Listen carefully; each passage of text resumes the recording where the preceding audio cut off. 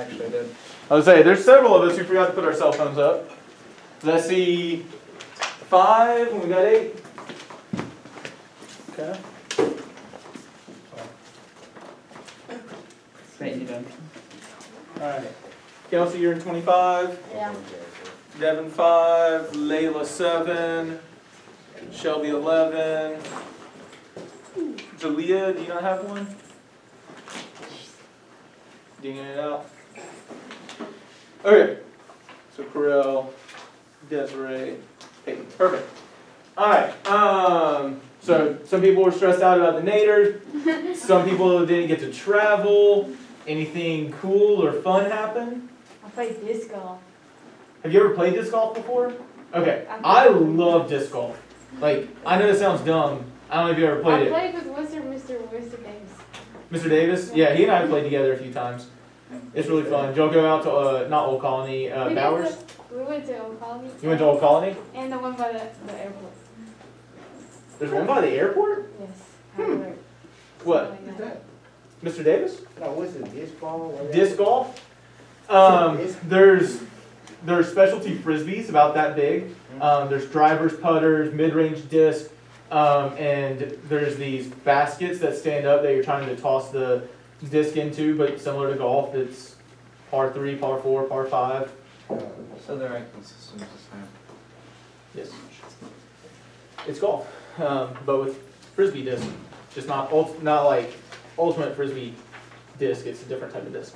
But yeah, I love disc golf. I always have 2 drivers and a putter in my 4-runner at all times. Wow. So that I can go play disc golf whenever I want. My father made an ace. Did he really? That's impressive. All right. Anything else fun? I welded. Welded? Yeah.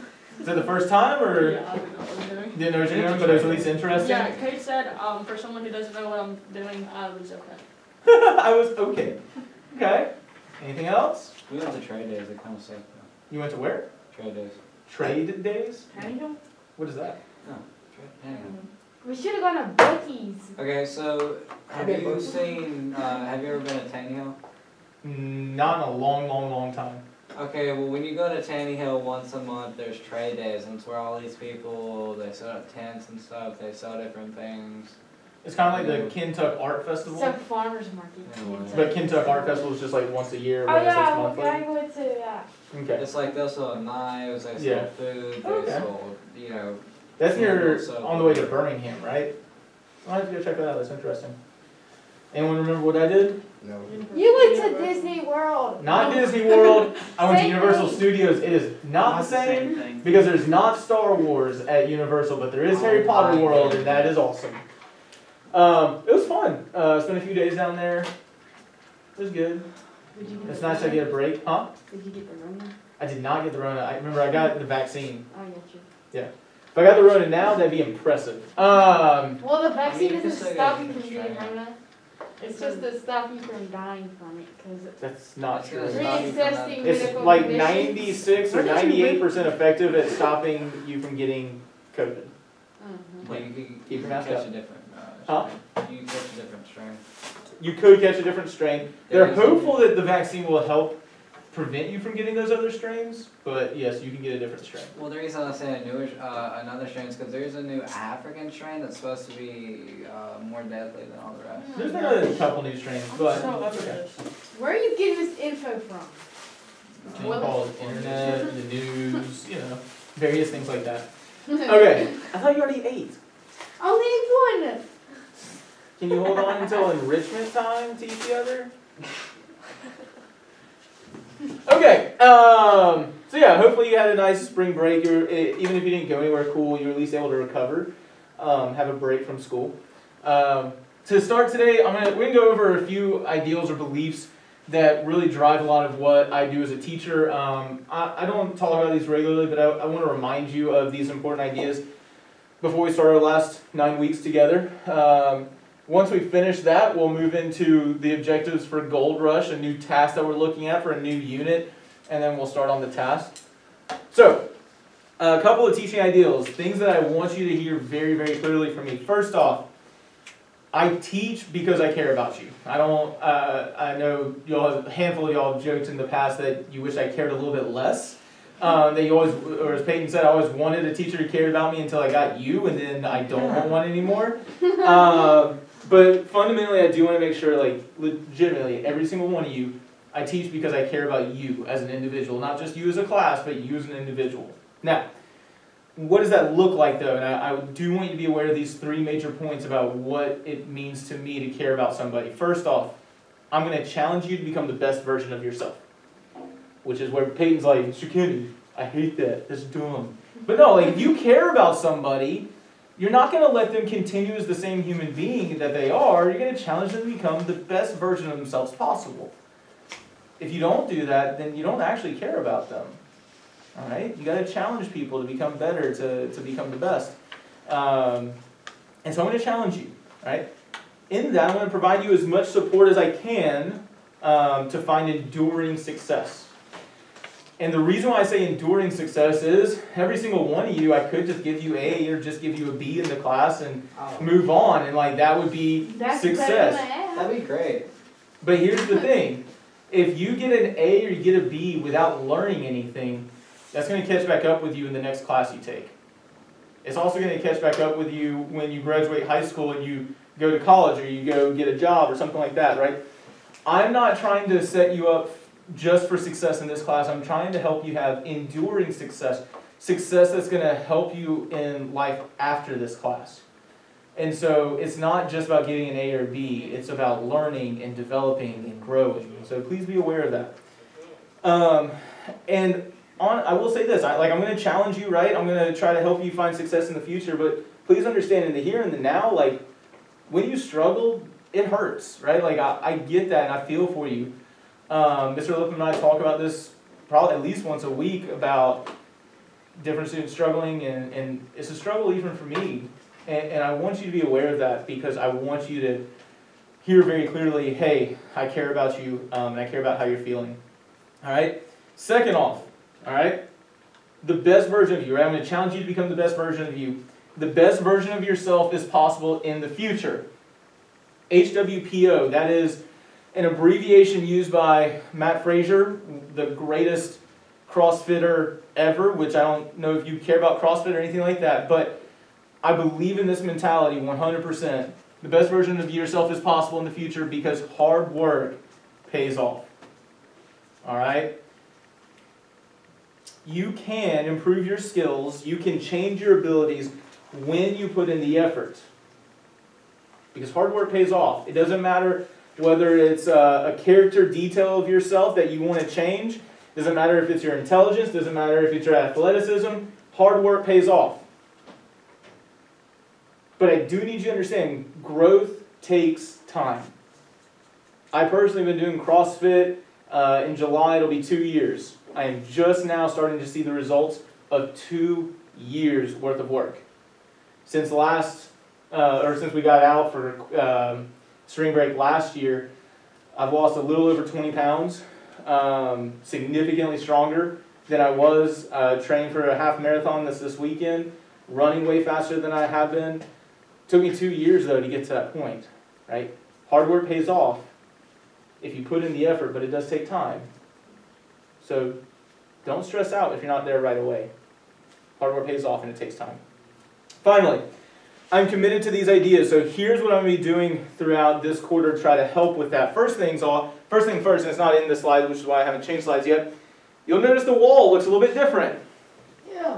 Yeah, that's chalkboard paint. It's not even just regular old black paint. First off, can we all agree that looks way better than the wall that was there? Yes. It just looks better.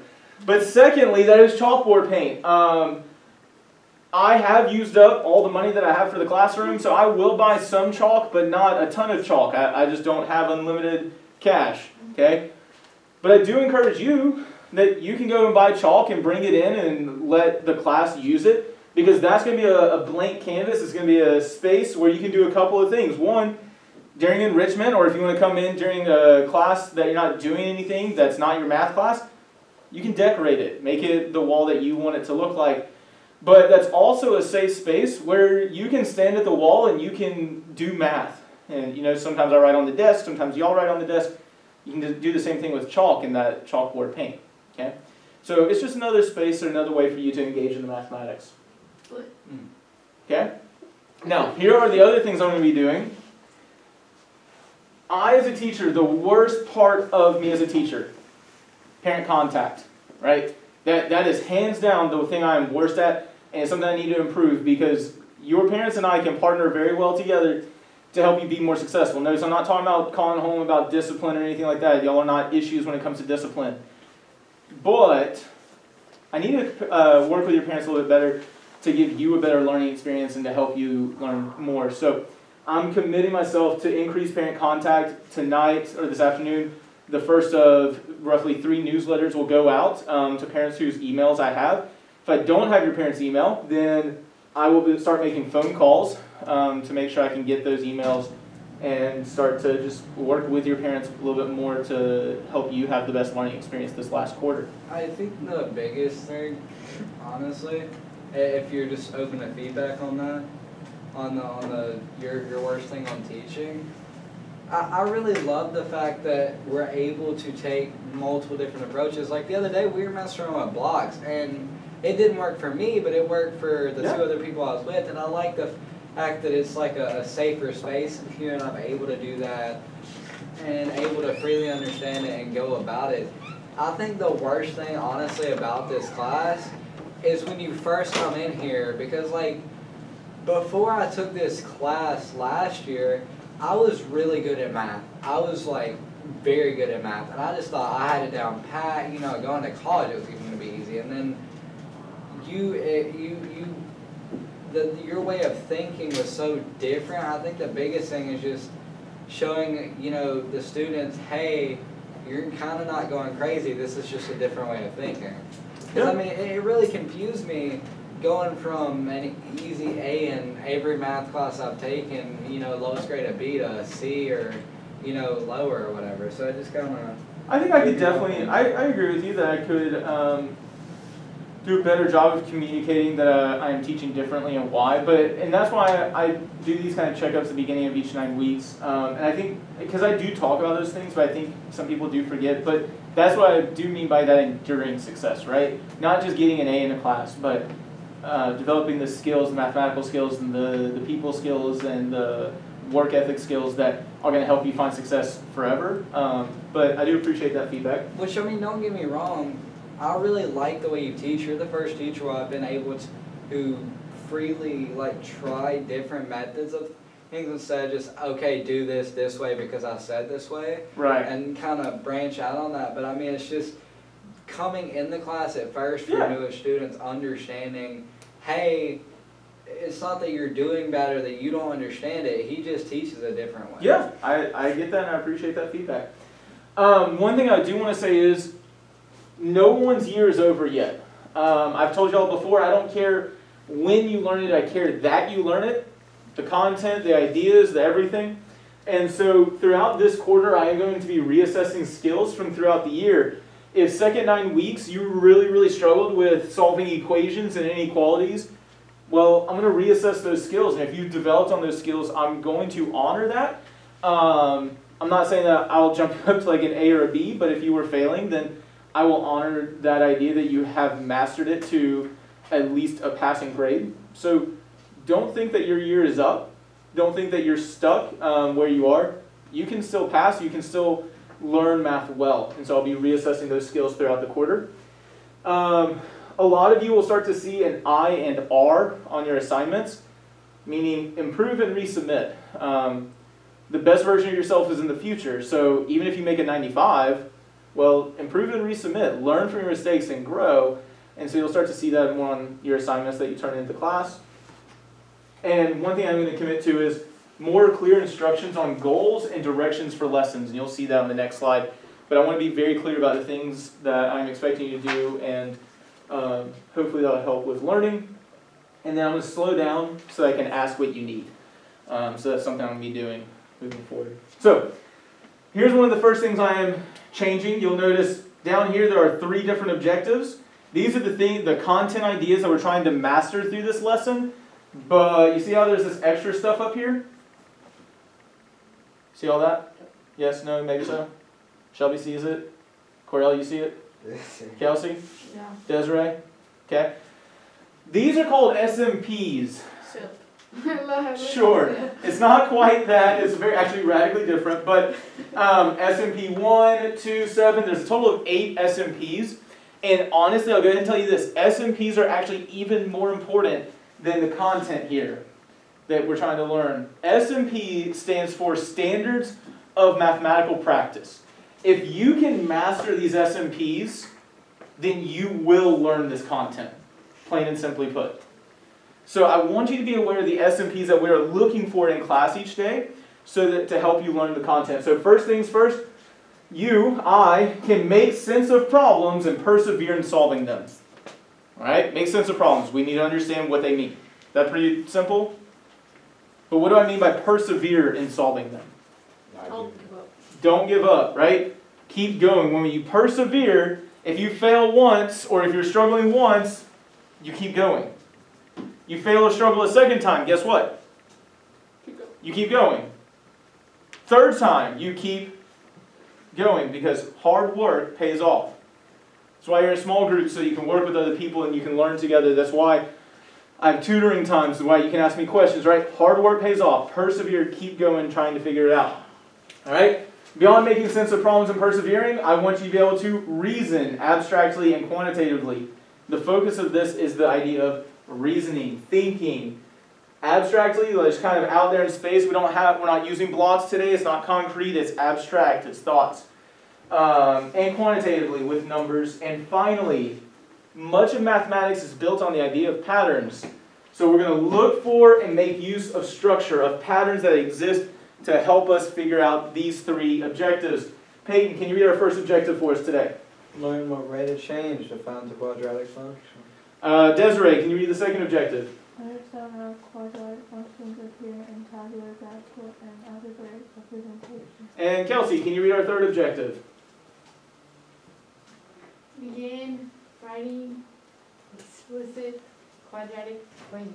Okay. Layla, have we looked at rates of change throughout this year? Yes. Corel, have we looked at tabular, graphical, and algebraic representations throughout the year? Yes, sir. Yes. Peyton, have we looked at explicit equations throughout the year? Yes, can I ask you a question? Sure. I just want to start off taking a jump at what this is, because I've always thought about that as a big word, but now I'm thinking about it, quadratics. Yeah. I realized that last year you taught us that there was quadrants 1, 2, 3, and 4 on Yeah. So quadratic equations is just going to be graphical equations. Well, In a sense. but notice how we call it a quadratic function here. So quadrants, the idea of quad at the beginning, how many quadrants are there? 4. 4. If you have a quadrilateral, how many sides does that polygon have? 4. 4. So there is a connection between the idea of a quadratic and the idea of a quad. It's not quite exactly what you might think it is, but we'll go into that more deeply. But yeah, so be thinking about the idea of 4. But quadratic, that's new, right? We've done everything else, it's just we're applying it now to a quadratic function. We're going to use the Gold Rush task to learn about quadratics throughout the next few days. So first off, let's just talk. Gold Rush, context. What do you know about the Gold Rush? California. California Gold Rush, somebody struck 49ers. gold, the 49ers came over here. It was a lot of immigrants that came over here to California in hopes of striking gold, kind of like we came over here with the Indians, except for... Did immigrants come over here for the Gold Rush? Or the 49ers. The 49ers, but were those immigrants or were those... I thought those were people from The the South. East Coast. Were they? And the South. Yeah, so there were... Chinese immigrants were very common. A little bit later, like after Civil War era, I believe. But so the 49ers, right? So I think Mr. Logan looked it up earlier. 48 to 55 was the Gold Rush. That's where people on the East Coast moved out west to try to find gold in California. Does that make sense? So yeah, just a little bit of a refresher there. But yeah, this is a historical context. We know a little bit about it. And how would people, look for gold? The thingy. Mining? Are you talking about panning? Yeah. That's actually Yeah. Donald Trump's great-great-grandfather came over. Really? So yeah, panning in rivers for gold flakes was pretty common. Digging was pretty common. And so with this gold rush idea, we are looking at this. In the 19th century, so 1800s, many prospectors traveled across North America to search for gold. So yeah, notice the prospectors are already in North America. They travel from the East Coast to the West Coast. And so a man named Dan Jackson owned some land where gold had been found. Instead of digging for the gold himself, he rented plots of land to the prospectors. Why do you think he was renting plots of land instead of digging himself? Because it makes him more money. Why do you say it makes him more money? He was lazy. Well, because you could get, I don't know what the common price for gold was back in the day, but I mean, if they're sitting there looking for it, instead of getting, let's say, I know this isn't, you know, actually the price, but let's say $10 for one plate, or you could get 50 a day from them sitting there mining. Okay. Or looking for it on your land. Okay. Julia, what do you think? Why do you think Mr. Jackson was renting his land?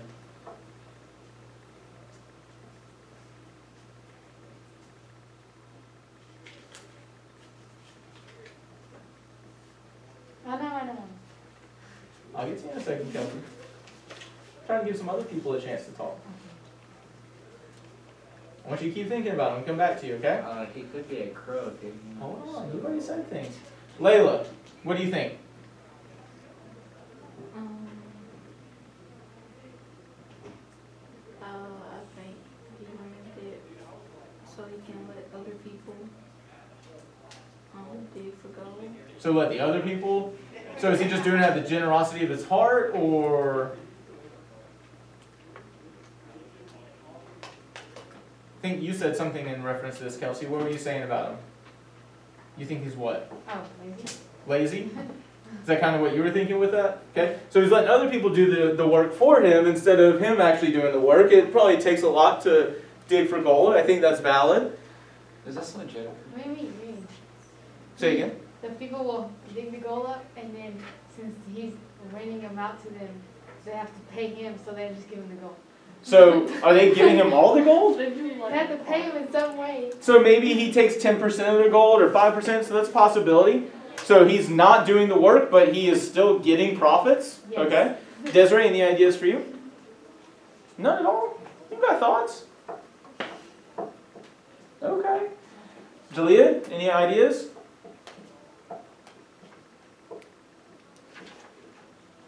Still nothing? My thinking was this, which ties in a little bit to what Peyton was saying. Like, let's just look at this plot of land right here. Is there any guarantee that there's gold right here? No. No. There's What about money here? right Nope. Nope. But if he's renting this land out, is he going to make money here? Nope.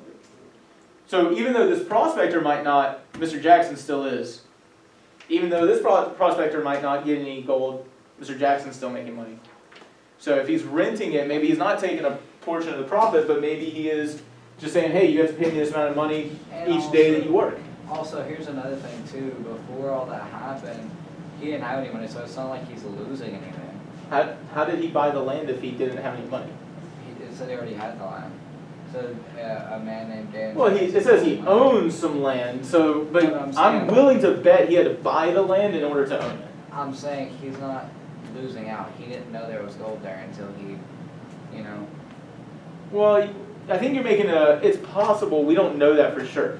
It could be that he owned it and then gold was found, or he could have bought it once gold was found. So we just don't know that, but that's a good thought.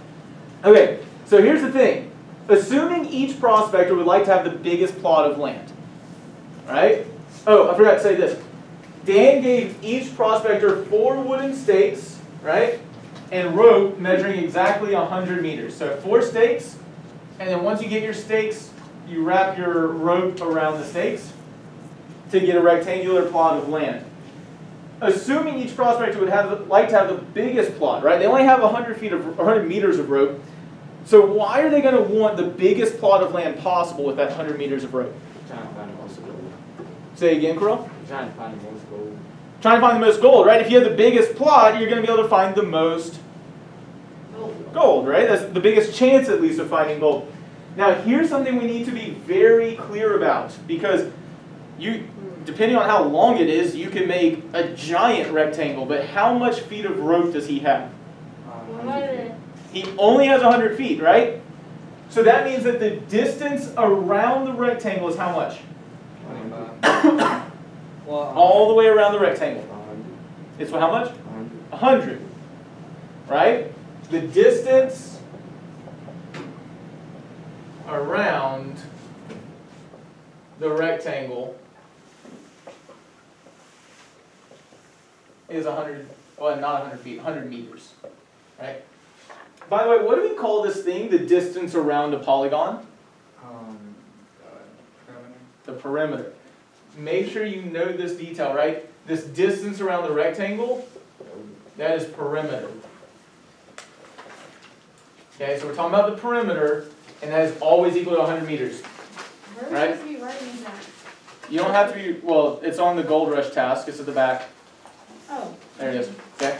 You don't have to be writing this down, I will leave it up here, but if you need to make these notes, definitely make them for yourself. By the way, how do we calculate perimeter? Base times height, or Width times times height width, times width times like. All four sides width multiply. times height times something else. Okay, I mean, no. Or is it divided by? No. Added all sides. thank you, right? The distance around is the sum of all those sides, right? What's 2 plus 48? 50. 50. So what's 48 plus 2? 50. So you see how there's 50 here, and what's 50 plus 50? 100, right? Notice the perimeter is calculated, like the perimeter is distance around the rectangle, but it is calculated by adding all sides, or summing all sides. I think it's length times width now. Yeah, it would be. Okay. So the perimeter is calculated by summing all those sides, but we said we want the biggest plot of land, so that's not the distance around the outside. The distance is 100 meters, that's it.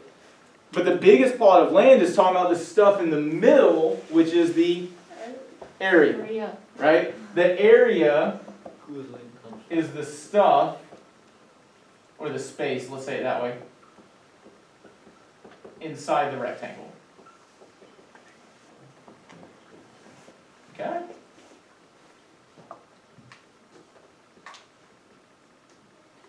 And so, Peyton, you're saying it's length times width? Yeah. Does anyone else agree with that or disagree? Times something else. Okay, so there's a little bit of confusion. Length times height. No, she's right.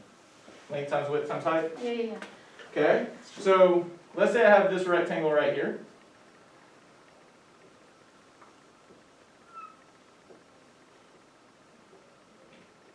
Okay, this is a 3 meter by 5 meter rectangle. What's your length, what's your width, and what's your height? Your length is Length is 3. Width. Oh. No. No, length is 5. Height is 3. Width is. What's 2 dimensional? It's only 2-dimensional. Please notice a rectangle is only 2 dimensions. Right. When you have 3 dimensions, you're talking about a prism. That would have length, width, and height.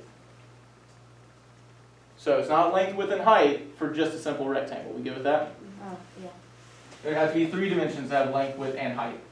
Okay, so I will say this. What is the area of this rectangle? 15.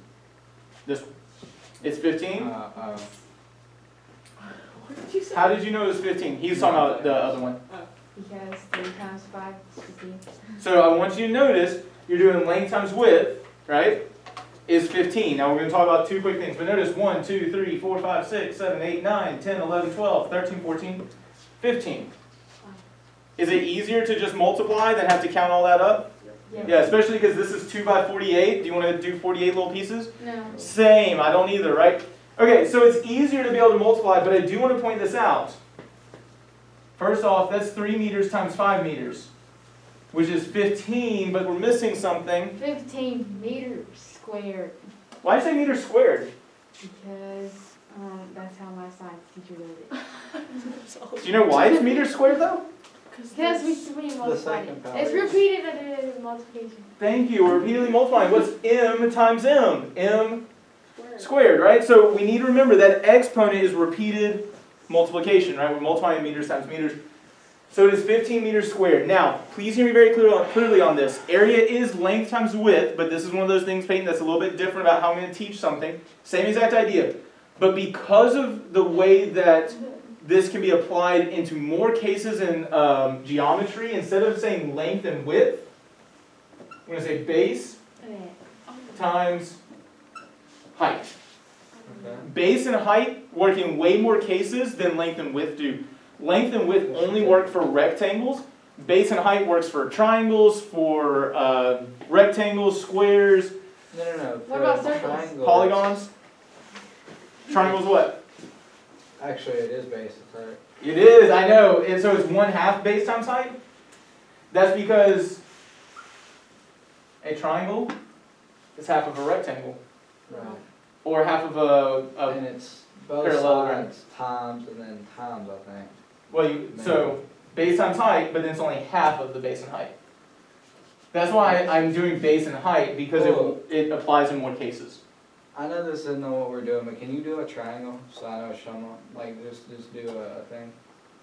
What do you mean? Triangle real quick. Notice, so here's a rectangle, right? Right. If I cut the rectangle in half, what do I have? Triangle. Right. So the area of that triangle is half of the area of the rectangle. Notice that's the area of the rectangle, so the triangle is half of it. So you do base times height divided by 2. Mm-hmm. Or just 1/2 times base times height. Makes Alright. sense?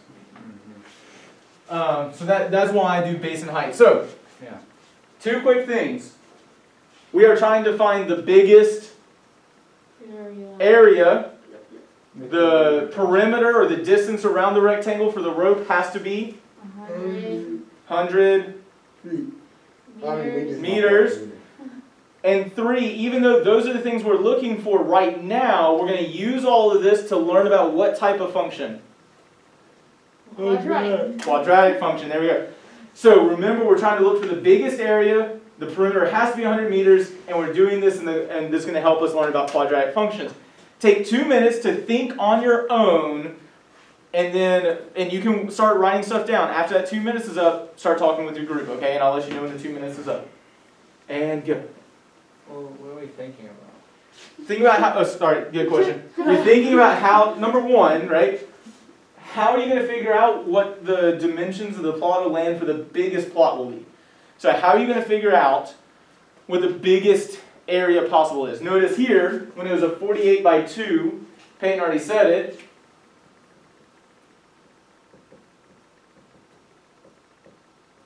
Is that the biggest area possible? No. Right? So your job is to figure out what is the biggest area possible. So think independently for 2 minutes, try to figure out what you're going to do, play around with it, and then after that we're going to talk within the small groups about how we're going to approach this problem, okay?